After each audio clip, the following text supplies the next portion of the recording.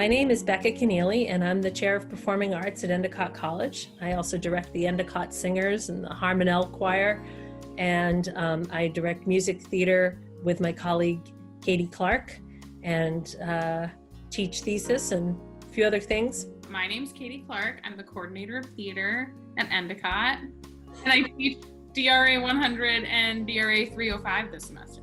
Hi, I'm Tom Smoker, and I teach Constellation Ensemble as adjunct professor at Endicott College, as well as teach music classes at Pingree School, which is a high school in Hamilton, Massachusetts, and that's my full-time job there. My name is Michael Varno. I am a senior at Endicott, studying liberal studies with a concentration in music. I also technically have a minor in music. I'm not really sure how that works.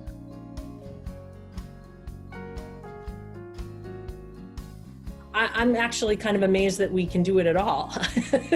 And I'm glad that we have. So I've made 2 successful projects so far. One on audio soundtrap and another one with Adobe Premiere with the help of Owen and a student, Max Theroux. So we've been lucky to have 2 completed projects, and we've got a few more in the works, and I think we might get it done, but it's definitely a challenge. For DRA 100 and 305, the classes are a lot more layered. Instead of just coming and presenting your solo or your scene, you have to then record yourself singing your solo with your headphones in so we can get the vocal part, and then acting with the video, right? So our scenes and classes too, a lot of times you have a student who's acting at home by themselves and responding to the other students in the scene, and then we mash them all together. So I've had a lot of help from Owen and Max to edit those videos together for final projects. And I just say, like, projects take a lot longer. For Legally Blonde, we're more like focusing on the science of productions as opposed to here's exactly where you stand when, and here's exactly what you're singing, just because over Zoom that's a little harder. So we're learning like how to write blocking like a stage manager, or learning multiple tracks of characters at a time. And I've been utilizing capsule lessons a lot, like do this on your own time, watch this video, respond. I think those have helped, but projects are definitely a little more of a time commitment. We can't just stop doing these things, even if we don't want to do them. We have to do them for each other. And I've been trying to impress that upon people, but I need to do it even more, I think. When I see other people taking a risk to put their voice or their music out there, it fills me with so much joy, and I'm so not critical. I just am so thrilled that people are doing it, and it inspires me. So Yeah, I have shared Facebook group with students where you can just create and share work and silliness, and that has proven to be inspiring to me, and also to those students as well, just to like have that opportunity to see different things. So it's kind of more along the lines of when something comes available and inspiring, share it right away, and hopefully that motivates others.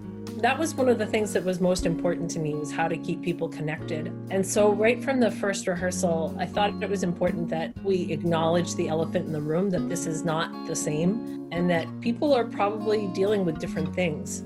I think it's just like good to be honest. Like Becca does a really good job of that. She's like, here's my update for this week, and here's how I'm feeling. And I have been inspired to sort of tell my students how I'm handling it, because I think that's good for them to know. In terms of like rehearsals, my piano is very close to the room where we watch TV, and it's right next to the kitchen. So like if I have to play through something for a rehearsal, or if I'm singing, like we've had rehearsals where we have to sing and we're doing these crazy warm-ups and stuff, and I'm like belting at my dining room table, I'm just like, it's totally taking me out of the environment that I used to do it in. So I've been between like 3 or 4 different locations for classes and stuff. Like currently I'm sitting at my dining room table because it's like kind of secluded, and it's close enough to the internet. The Wi-Fi router is in the same room as our TV and where we all hang out. So like I'm either here and have somewhat okay connection, or I'm in there and I'm disturbing them and they can't be in there or whatever. So I try to pull them out of wherever they are to be a little bit more engaged, but it's heartbreaking, and I try to be forgiving and a little bit trying to be open to how they're feeling about things and just want to meet them where they're at, and then hopefully encourage them to participate a little bit more and be engaged. But I know that this is not the way they want to be learning. This is not the way they want to be spending their time. And if I'm nervous about it, I think my students are too. So I feel kind of honored that they show up and that they fight that. And they also are dealing with changed schedules, potentially work that they have to do, family dynamics, challenges of technology. All of those things are on their plates, and somehow the majority of them are popping up one at a time on that Zoom screen. And I think arts in particular is going to come out stronger after this. We've really had to get creative. And like a huge shout out to the students, because they are not only checking in with me and classes and like being kind and like taking a moment to be like, hey, like that was a really great class, and I know like there were hours of work that went into that, right? But they're definitely checking up on each other, and that's something I just like love about Endicott. Everybody there is like kind, there's empathy. I just know we'll be better gulls, better connected after this. I don't know. I think it's going to take some time, but I know that there are things we can be doing to keep the arts and theater alive. And like, it's one of the things that's getting people through this whole thing. Like every day I'm watching 4 or 5 hours of TV, you know, people are reading and listening to music, and there's no sports on right now. So what are you going to do? You're going to entertain yourself with a movie or a TV show or a book. Like, the arts are what's getting us through. One thing that people keep noticing is how much we seem to miss the performing arts in this time. And I hope that people will be more aware of what the performing arts bring to the world. It's okay to not be okay. Again, you don't have to write your memoir. You will have years ahead of you to do that. It's okay if your neighbor is writing theirs. We're all in the same boat, but not the same storm, right? And that I think the Katie Clarke way is that I just hope that whatever it is and however we proceed, it's with love and kindness. Like, while you battle through this, know that you and I are in the same thing, but we're not. I don't know anything about exactly what goes on day to day in your life, and you don't know anything in mine, right? So I think it's a huge gift to give somebody your empathy and your openness. So I also think, happiness can be found everywhere, like in your dog, in your family, in Netflix. It's okay. It's okay to not be okay, but there are moments of happiness and hope there. I find them every day in my students and my colleagues. I know it's cliche, but you're not alone. This is really hard for everyone.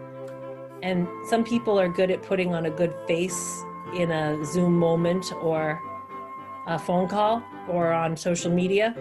But I think the reality is that every single person has a struggle with our entire lives being changed and uprooted, and scary reality issues facing us every day. I think there'd be something wrong with us if it weren't difficult. Putting one foot in front of the other might make it all better for everyone. So I'm trying to do that. And that's my advice to everyone else. One foot in front of the other, show up and keep trying. Keep creating. Don't let your creative side die because you don't feel inspired. Because creation in itself is inspiring. Keep your chin up. We're all in this, and it affects us all differently and hits us at different points. And just know that we're going to come out of this. It's going to get better. We're going to make changes, and it's going to get better. So just hang in there, keep your chin up.